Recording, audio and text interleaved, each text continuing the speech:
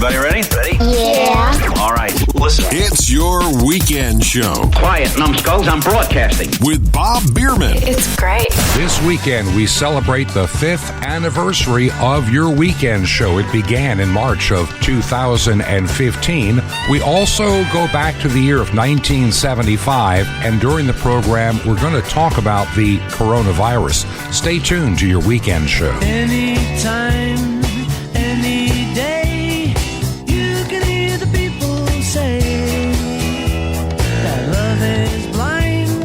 Well, I don't know, but I say love is kind.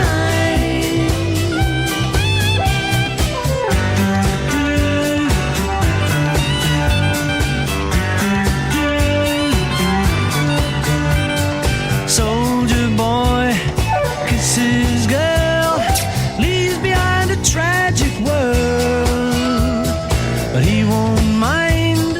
He's in love and he says love is fine.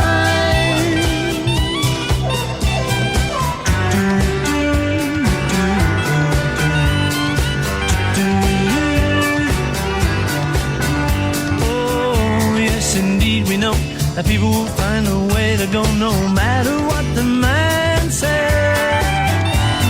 And love is fine for all we know. For all we know, our love will grow. That's what the man said. So won't you listen to what the man said? He said,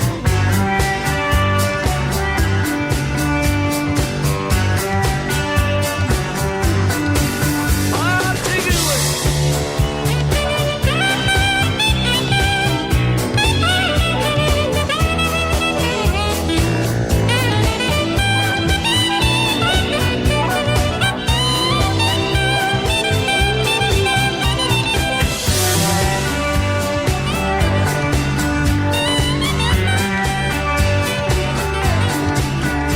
Oh, yes, indeed, we know that people will find a way to go no matter what the man said.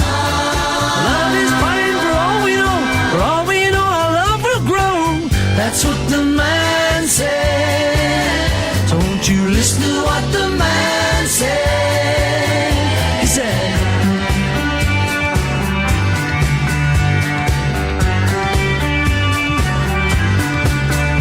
oh, yes, indeed, we know that people will find a way to go no matter what the man said.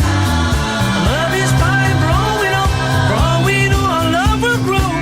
That's what the man said. So won't you listen to what the man said? He said,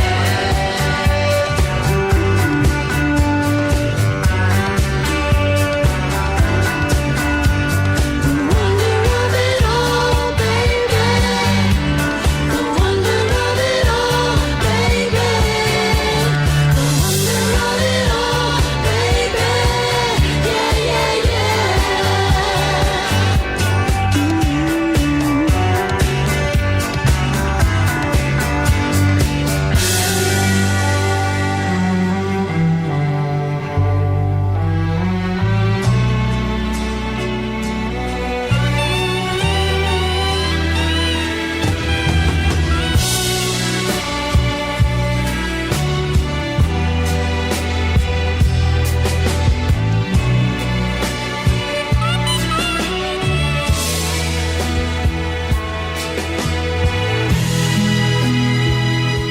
It is almost hard to believe that 5 years have come and gone since the beginning of your weekend show.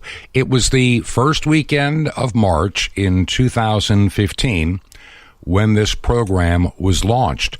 The program was first aired on WRMI a couple of times on Saturday night and Sunday night based upon Eastern Standard Time on the frequency of 5850 kilohertz and also at 7455 kilohertz.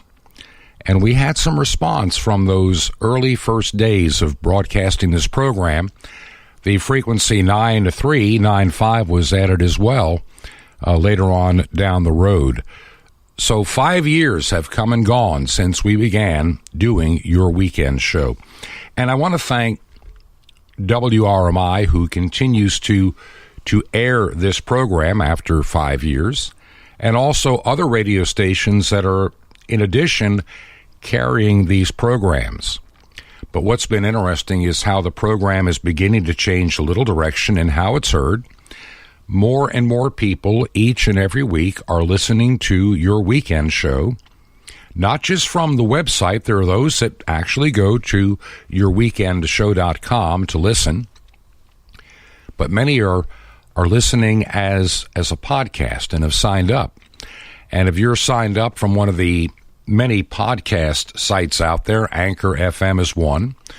Even iHeartRadio carries your weekend show in their podcast platform, and also iTunes and others. So you can subscribe, and when the new program is released, you will be notified, and you can listen on any device you have at your leisure and at your convenience. So things have changed a bit from the first days of your weekend show. I remember early on, in the first couple of years, it was strictly on shortwave, and you could hear some prior programs from the website. But we only started to add Spreaker initially as an outlet to hear the program, and SoundCloud after that, probably in the second year. And this past year, I made the decision in the summer of last year to really expand the way it can be heard as a podcast. Some people had expressed interest that maybe that's something I needed to do. And we looked into it, and we've been doing it, and I've been watching and tracking every week the number of people receiving your weekend show as a podcast has increased. It shows how our life and our world is changing. And even in these 5 years of doing the program, I have seen substantial changes in the world around us. I see a hyper politics like I've never seen before in my life, at least here in the United States. And from what I'm reading and seeing, it seems to be a worldwide phenomenon.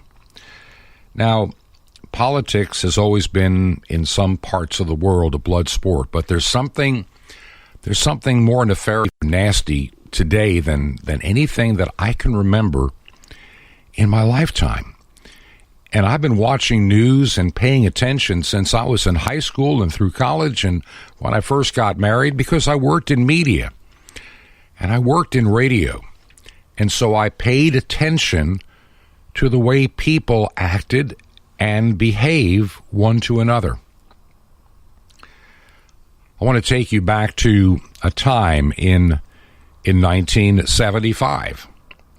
I had been in the radio business and going to school at that point for about, 4 years. And I thought I knew everything, but I had a lot to learn. But I was working in a town, and I had become the news director of a well-liked radio station in Northeast Georgia. And I had this invitation given to me one day for my wife and I we were newlyweds, by the way, but we were invited to go to dinner at a person's house in North Georgia, not that many miles from where we lived. He was a regular listener to that radio station and also a substantial advertiser on that radio station. He owned a large Chrysler dealership. And so when the invitation was sent to come to this very special private dinner and be sure to bring my notebook, my reporter's notebook, and my little tape recorder, this was a very special invitation in 1975. And of course, I was told by the station ownership that, hey, when this guy calls, you listen and you go to that dinner and you dress really nice. And so I put on a suit and tie, and I grabbed my little tape recorder, made sure it had fresh batteries, had some pens and pencils and my little notebook to make some notes, and my wife and I proceeded to go to this dinner with just a handful of people. And at that dinner, I was introduced to a person who lived in Georgia. This is 1975, who was announcing officially the next day his candidacy for President of the United States. That was Jimmy Carter. And so I had this very unique opportunity given to me to meet Mr. Carter and his wife, Rosalind. He was the former governor of the state of Georgia at that point. Now, I can tell you in the year that came after, because I moved on to Atlanta radio and also was doing news at a radio station there early in my career, that I got to follow that campaign. Now, there's a lot of things said. There's a lot of, one-upmanship. There's a lot of competition. There's a lot of things said that he was like an incompetent governor. He was this, he was that. But there was one thing different about that time. There didn't seem to be this anger and hatred for those who thought otherwise, those who might have supported another candidate. You didn't fear your life being threatened. You weren't afraid to put a bumper sticker or a window sticker on your car in support of a candidate in fear that somebody was going to damage your car. But we have come to a point in the United States, in my opinion, that is a very dangerous place to be, where politics is no longer a competitive sport, it's a blood sport. And nobody cares how much they have to lie, cheat, do things that are illegal and try to get away with it. I've never seen the likes of the lies that roll off the tongues of politicians today. We are truly in a different time, in a different place than we were 45 years ago, 1975. Hard to believe it's 45 years since 1975.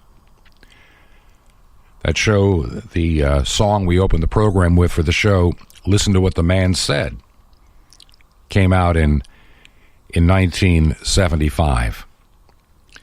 And so in 1975, I started my career in radio in Georgia.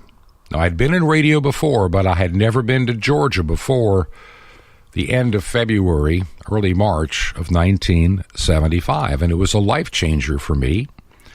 I had always thought, I've told you this before if you've listened to your weekend show, that my aspiration around 1970 was to be a top 40 disc jockey and work my way up the food chain and go from a small town in upstate New York to a medium-sized town in New York or Ohio or Indiana or Michigan, and try to get a job at one of the big stations in, like, Cleveland, Ohio, Rochester, New York, maybe even try to get into a big city and way to a big city like Chicago. That was my goal back then. But there were things in life, we've talked about this before, that give you a slight change in your direction. Family circumstances, health, a lot of things can intervene and get involved in your life.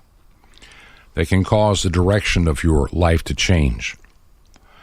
And I look over mine, and I'm sure maybe as I'm talking, maybe you're thinking about yours as well.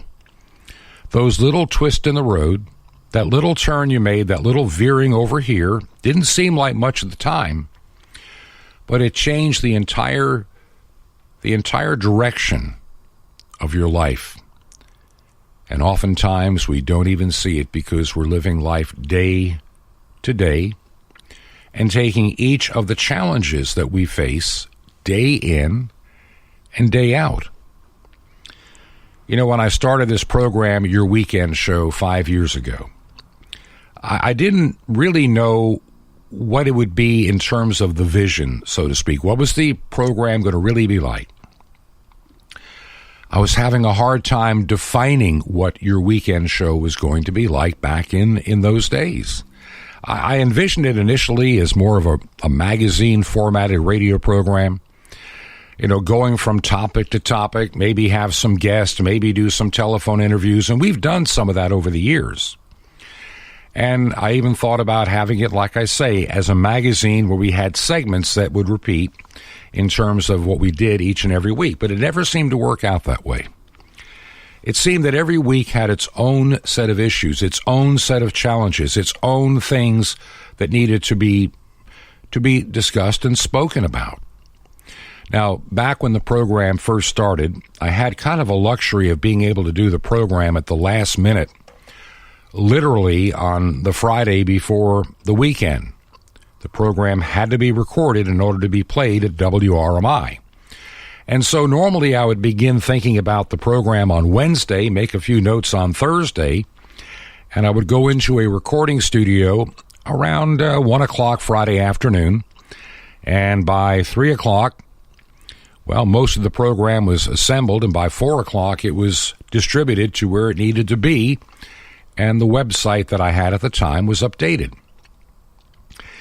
Now, because of the way the program is launched, and it has an overseas component as well, the program needs to be done at least no later than 6 days before airtime, which means the weekend before the weekend it's going to air, sometimes a week and a half. This gives me enough time to get the program ready and distributed. And then I realize that I've got to make a certain deadline. And because of my work schedule, recording on Monday and Tuesday and Wednesday is normally out of the question right now. I try to do it the weekend or so before. And that's why in a little bit, when I address the issue of the coronavirus that is out there, and just a few thoughts that I have, and once again, you'll have to remember when I'm sharing this with you that I'm sharing it about a week before you're hearing it. And so who knows what will have changed by tomorrow or next week or even next month. We don't know. But there's one thing I have learned in life. And I learned this during a time before I retired from a lot of the work that I do in the secular world. I spent some time as a media manager for a sheriff's office in a larger county in South Carolina, and worked extensively with emergency management and issues of homeland security. In my time there, we were experiencing the H1N1 virus concern and how that could be a pandemic, and it had a slightly higher than average mortality rate for those that may contract it.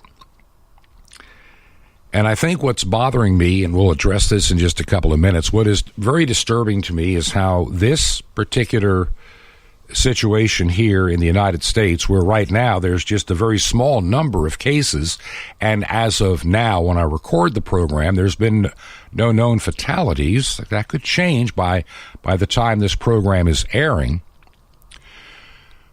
But what is deeply concerning to me is the over-the-top headlines and the over-politicization, making politics out of this. Using something like a health issue to score political pointage, to get on and do press conferences, to make fun of or to mock what's being done, or say nothing's been done when plenty has been done over the past month, long before it became a thing in the news. And I find those kind of behaviors from politicians today the most despicable thing, the most dishonoring thing, and about the lowest thing a politician can do is to use fear to try to get votes or try to score points. Back in the 1930s, we had just gone through a period of the stock market crash of 1929. And there was a slow recovery during that period of time. A lot of people were out of work, and a lot of people were in this period of time called the Depression. And America elected for their president Franklin Delano Roosevelt. And this is what he had to say when he was inaugurated. This is preeminently the time to speak the truth, the whole truth, frankly and boldly. Nor need we shrink from honestly facing conditions in our country today. This great nation will endure as it has endured, will revive and will prosper.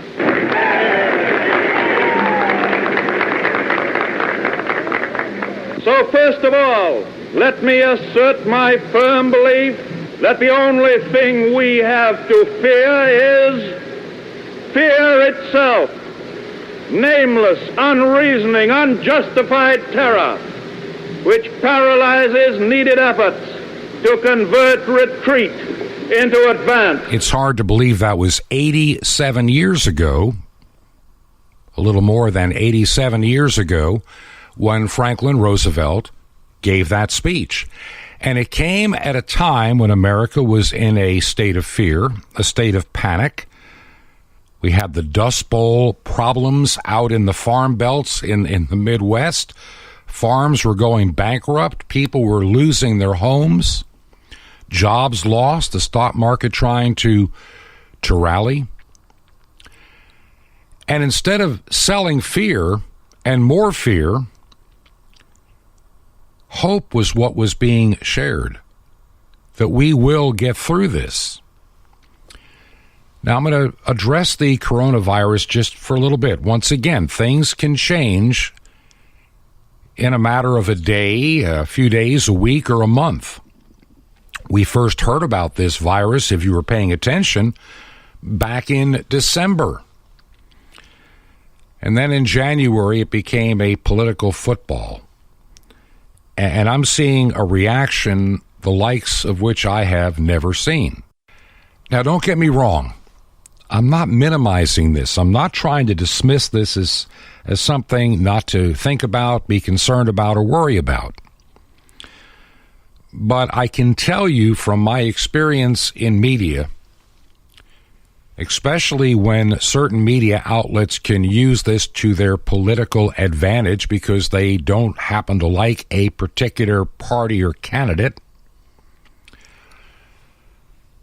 Too much of the media in the United States, CNN, NBC, CBS, MSNBC, ABC, New York Times, Washington Post, I can go on.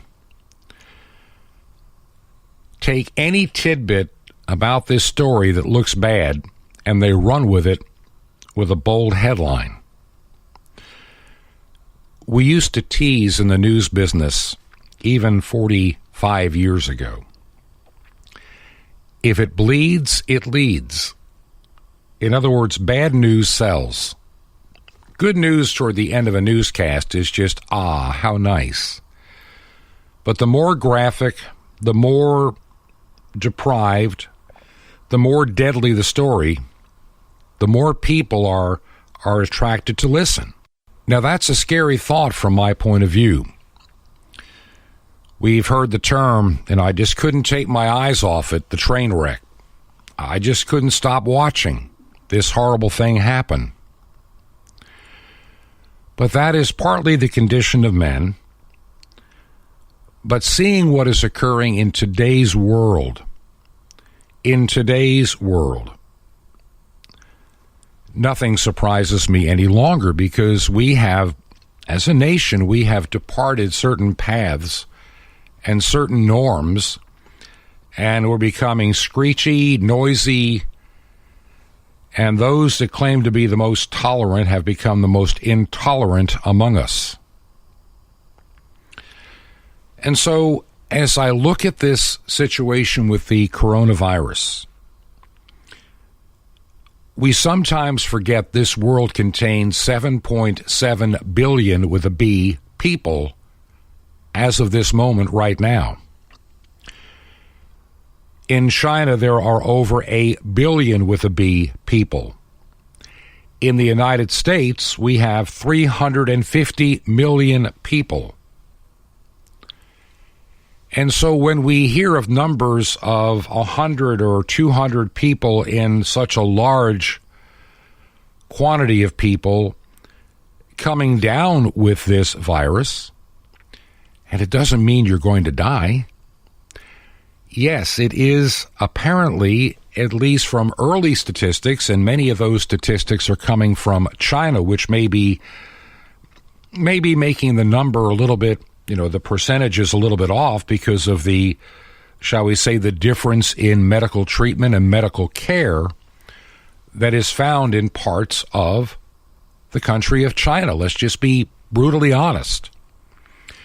That in many areas of China, the level of care is nowhere near the level of care in the most impoverished places in the United States and other parts of the Western world.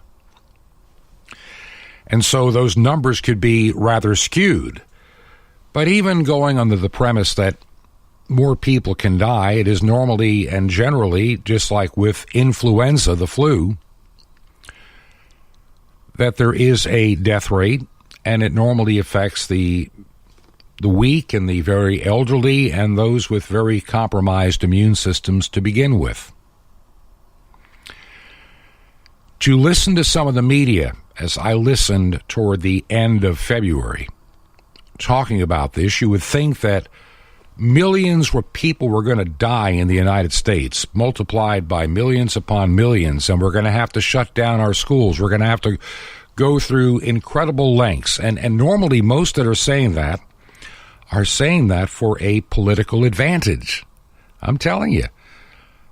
Certain cities that don't like the administration in power are making the biggest noise like we are going to handle it. I've never seen anything like this in my life.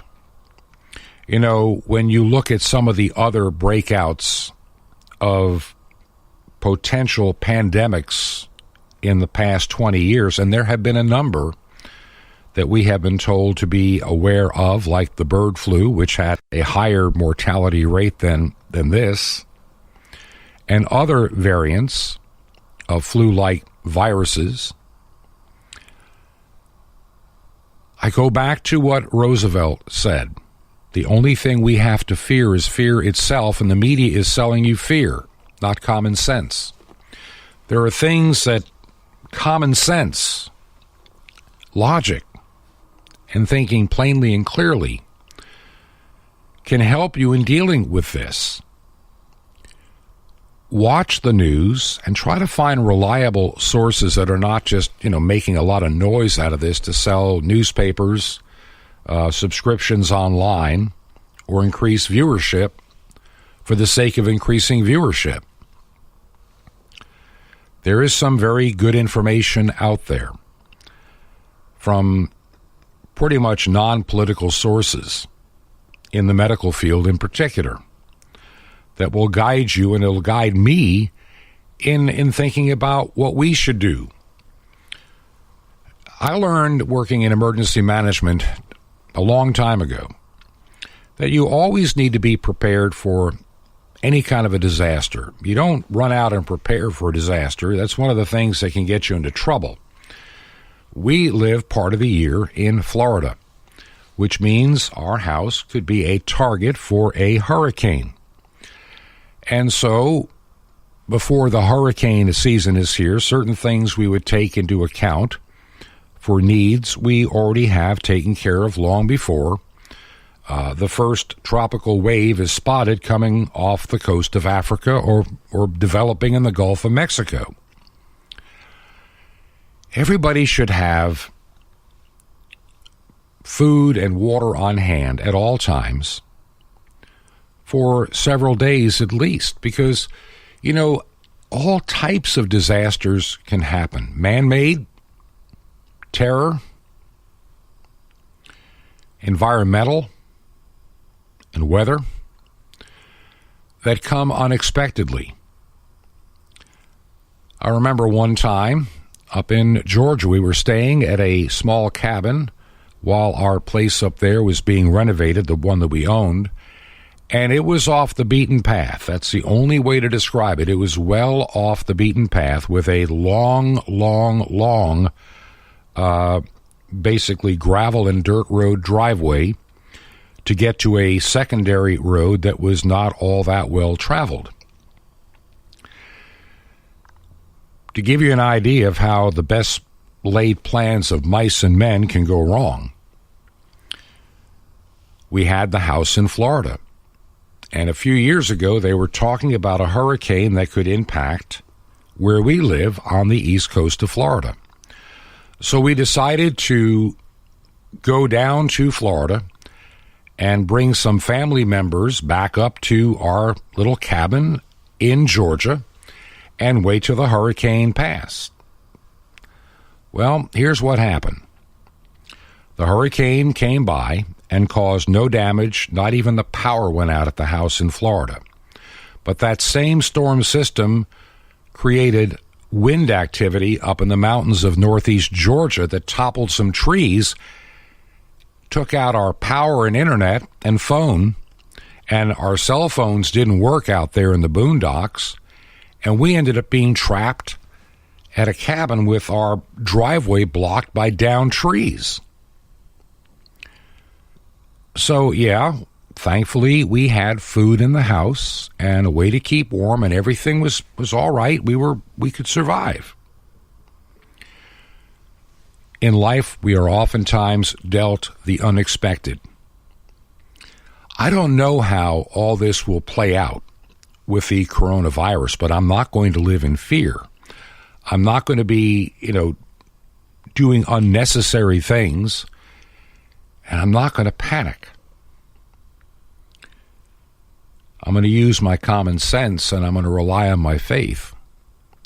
Because, see, there are certain things in life you cannot change. There are many things in life that we have no control over. I could be sick tomorrow, or next week, or next year. I could come down with some unknown disease in the next year, 10 years, or 20. I don't know what the future holds. I don't know. I can't see that far ahead.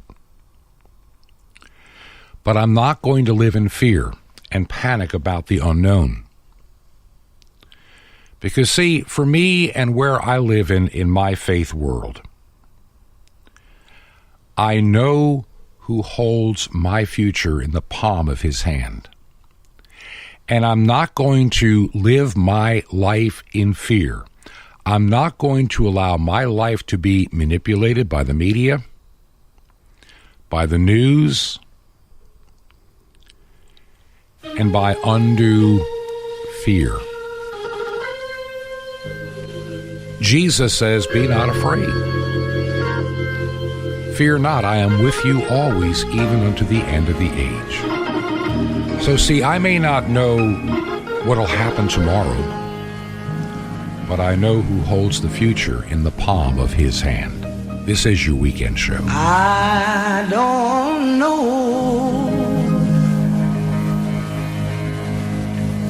about tomorrow. I just live from day to day. I don't borrow from life's sunshine, for its sky may turn gray, and I don't worry about the future, for I know what Jesus said. And today I walk beside him, for he knows what lies ahead. Now every step is getting brighter as the golden stairs I climb. Every burden get lighter, and every cloud is silver lined. There the sun is always shining. There no tears will dim the eye. And at the ending of the rainbow, where the mountain touch the sky, Lord, I don't know about tomorrow, because it might bring me poverty. Oh, but the one who feeds the sparrow is the one who stands by me, and the path that be my portion may be through the flame or flood, but His presence goes before me, and I'm covered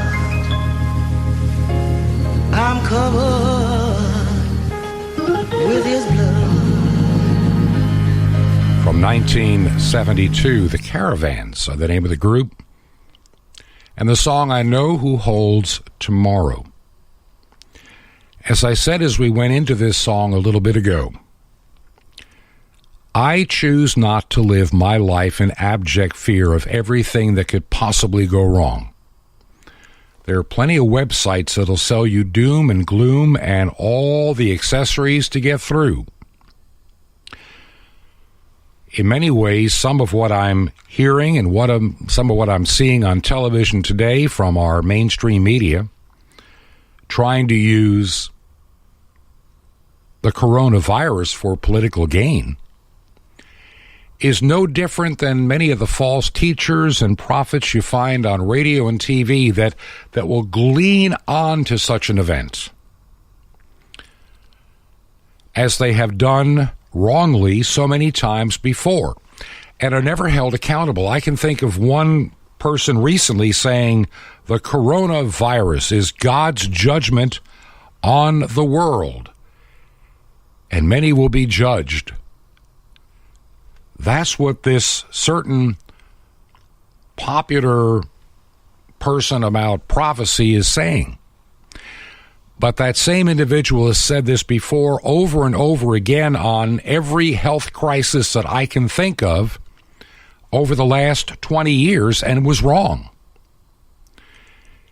The people he has as guests on his program, trying to literally pick the day or the time of World War III or the end of the age, have consistently been wrong.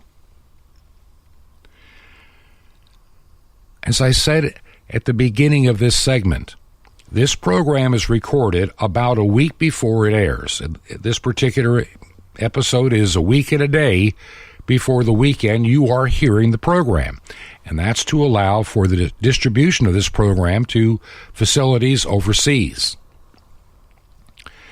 And so I'm sitting here without the advantage of the days going by that you have had in watching the news, wherever you may be, and now assessing what I'm telling you by what you know now.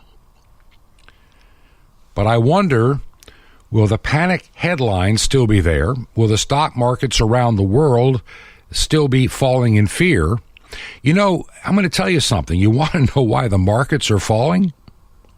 It has nothing to do with a potential number of people being sick or dying. The markets are not responding to the potential deaths or the number of illnesses.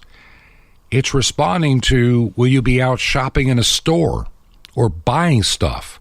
Or will the situation in China take a while to stabilize before there are supplies and raw materials and things that are built in China, like things for the iPhone and many of our cell phones? They're predicting the interruption of the supply chain, not the food chain. Because, see, from the world of the market, the stock market cares about the financials, not about the personal. And so the market will recover when consumer confidence is restored. And you will see potentially, if this coronavirus runs its course between now and the summer in the northern hemisphere,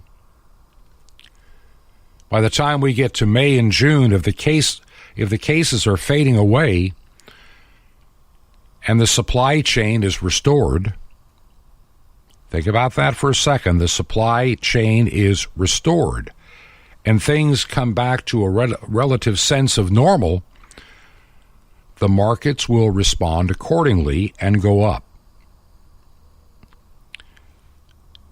They don't care about the death toll. They only care about the portfolio. So always remember that when you're looking at markets. They're not responding to anything that has a moral equivalency, only a financial implication. That's just the nature of what a market is.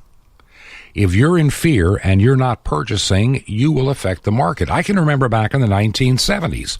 We're going back now to 1975 when I'm working at this radio station. It was the beginning of it was a time of recession in that part of the 1970s. We had already had one shock wave of a gas crisis a couple of years before, about a year and a half before then. We had to be in gas lines on odd and even days, and people wondered, would the world come to an end because of the gas shortage? Were we out of oil? How many headlines said we are out of oil? There's no more gas. It's over. And how wrong they were then. And then we had another gas crisis, also about 1977, 78, when the gas prices in the United States for the first time went over $1 a gallon. And people thought it was the end of the world. There's no way we can afford gasoline at $1 a gallon. It's a funny thing. Milk costs more than gas back in those days, and now gas in some places costs more than milk. Isn't that amazing? At least now in the United States, we are not as prone to the shock of the world markets on oil because we are energy independent for the first time in my lifetime. And that truly is a blessing and an asset. But 1975, it was a time of recession. And as long as people kept talking about negative things, people would buy into those negative things, and the markets responded. If the news is always consistently bad news, people will respond accordingly. And that's where the news media oftentimes has you manipulated, believing things that are not true and have not yet happened and don't. Fear is a great seller and a great motivator. And it can be used for people's advantage over you. 1975, a year I will never forget, a life-changing year for me. working at this radio station in Georgia, combination of doing news and playing radio announcer and spinning the hits, getting married, and continuing in my career. It's one of those periods in your life. It's a turning point.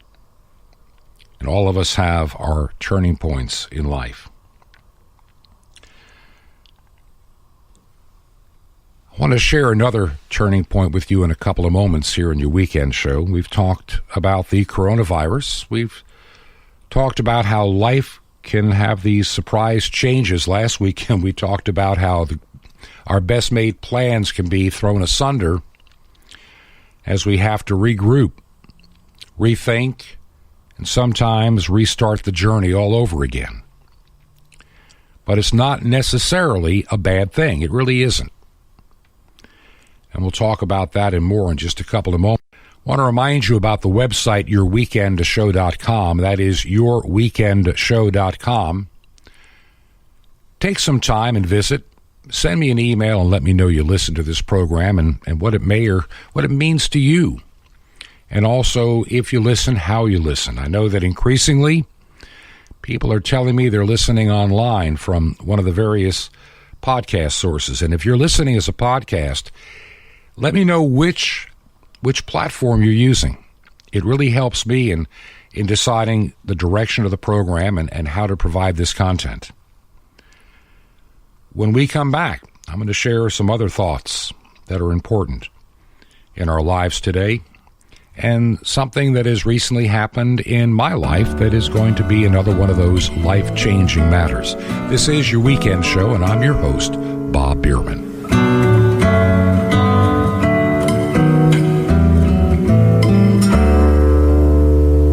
Welcome to Pub Theology with Bishop Ian Anderson of the Reformed Anglican Church.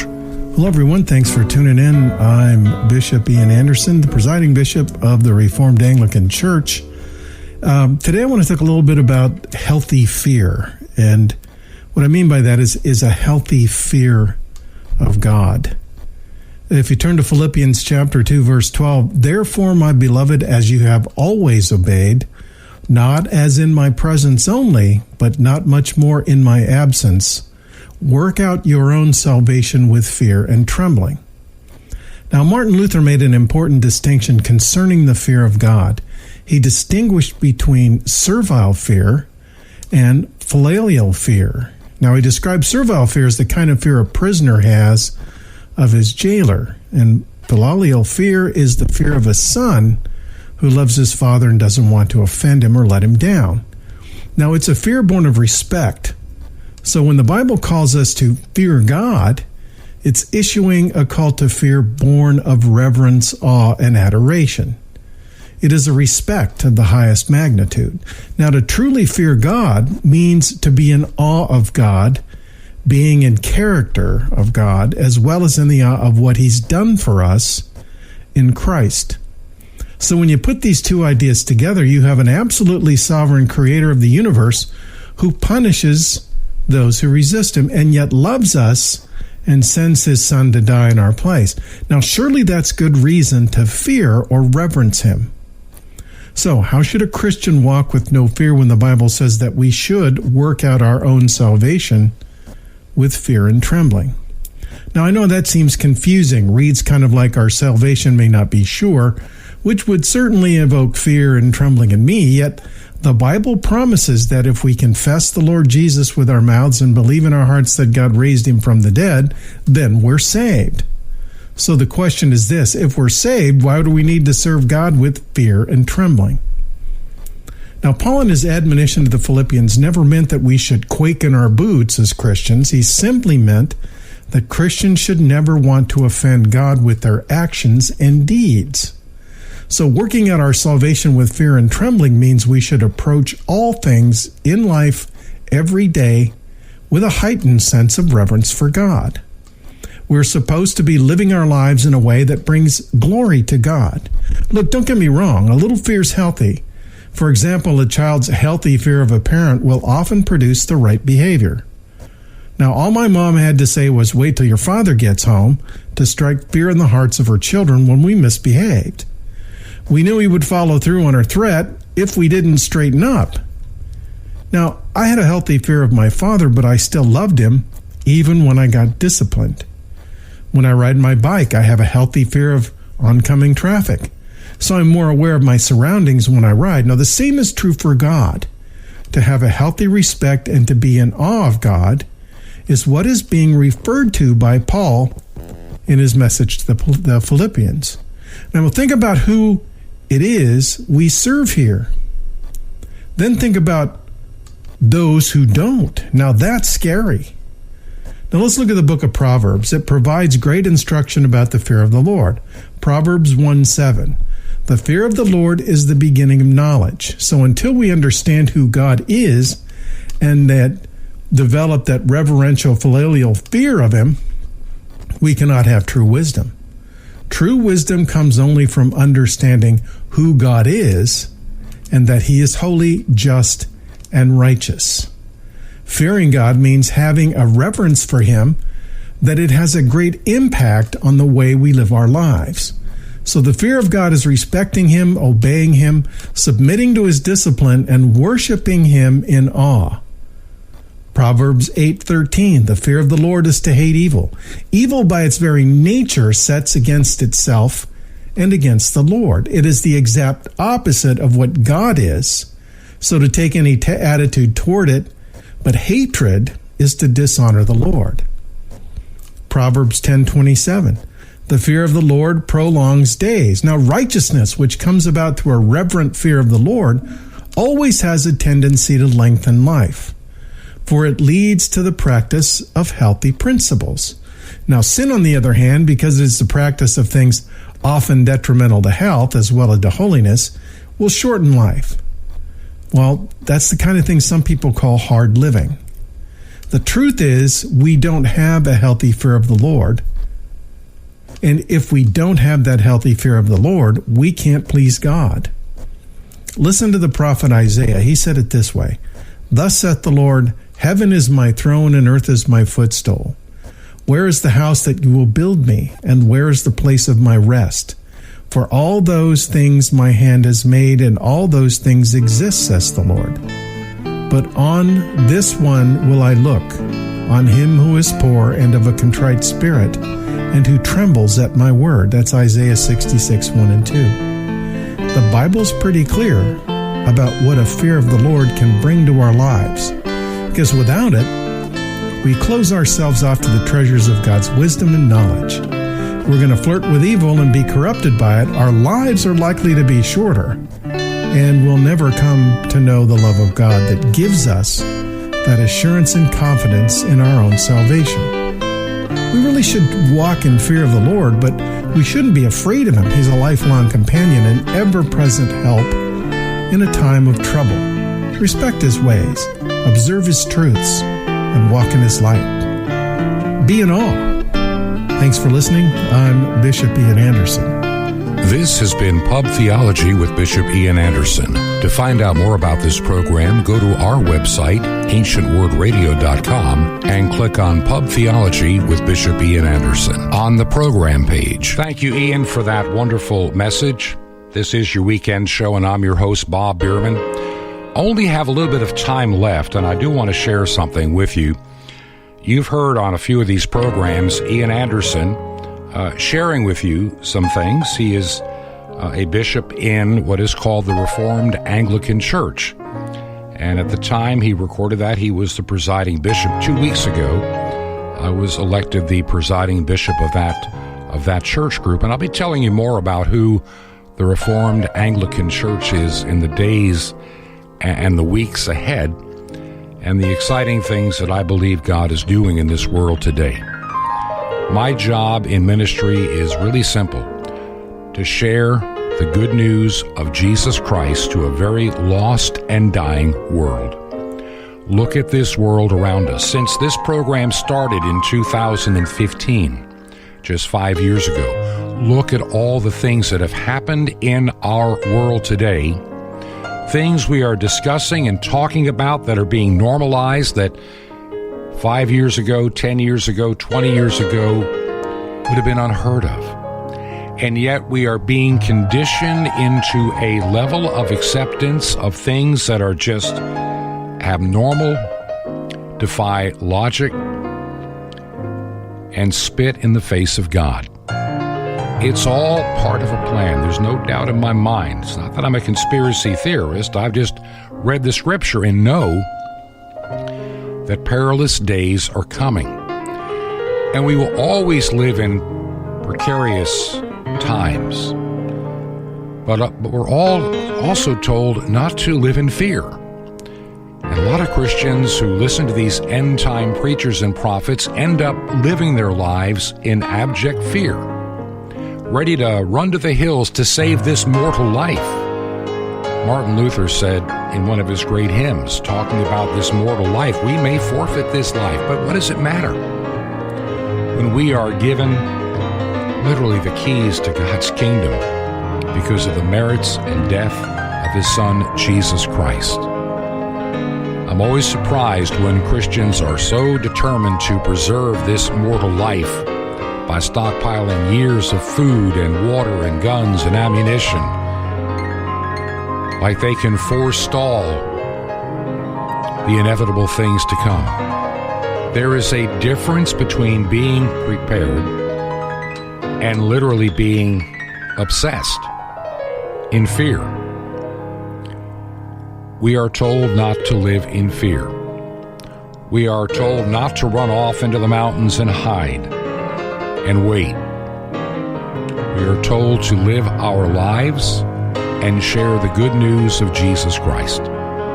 It's that simple, and so many Christians have lost sight of those very important matters of our faith. There are so many missions and ministries out there that need your money, want your money, and many deserve your support and financial help. And then there are others that have spent their entire ministry selling you more and more fear, and you're willing to dig into your wallet, into your bank accounts, to dig deeply, to pay for more fear. And some even sell you things to survive with, like mega years of food supplies. You know something? The day we get to that point in our world, your food stock won't be safe. There won't be enough ammo hidden away to defend yourself when it's taken from you.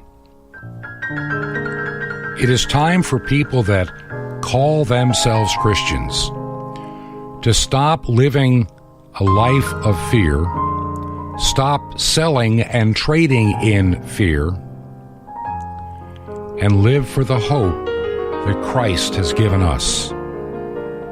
Heaven and earth will pass away, but His word, His promises will not. It's time we as Christians embrace those promises. Stop worrying about tomorrow. We can't change it.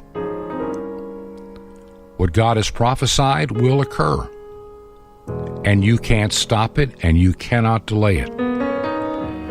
Instead, put your entire faith and trust in Him, who is able, who loves you, redeems you, and empowers you. Guess what? We're out of time for this weekend's radio program. We'll continue these thoughts next weekend. Let's see what the world brings us between now and then.